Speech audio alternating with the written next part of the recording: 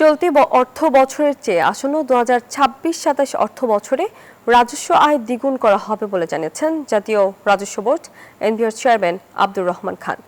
মঙ্গলবার দুপুরে এনবিআর ভবনে অংশীজনদের সাথে প্রাক বাজেট আলোচনায় তিনি কথা জানান।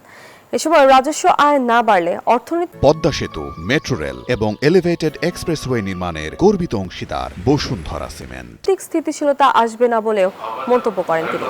এনবিআর চেয়ারম্যান বলেন, বিশাল রাজস্ব আদায়ের স্বার্থে প্রয়োজনে কঠোর পদক্ষেপ নেওয়া হবে। তিনি আরও বলেন, আগামী বাজেটে ভ্যাট ও আমদানি শুল্কে ছাড় দেবার সুযোগ নেই। তুলে ধরা হবে নানান খাতের কর অব্যাহতি সুবিধা। কর ফাঁকি ঠেকাতে কাজ করছে জাতীয় রাজস্ব board. EV registration cost normal গাড়ি চাই কিলোমিটার কোনো অ্যারাউন্ড 4 লাখ টাকার কাছ থেকে একটু আহ্বান জানানো। আমি প্রথমে পেট্রোলিয়াম ডিলার্স অ্যাসোসিয়েশন সকল বিক্রি করতে হবে। এটা হলো ইলেকট্রিক্যাল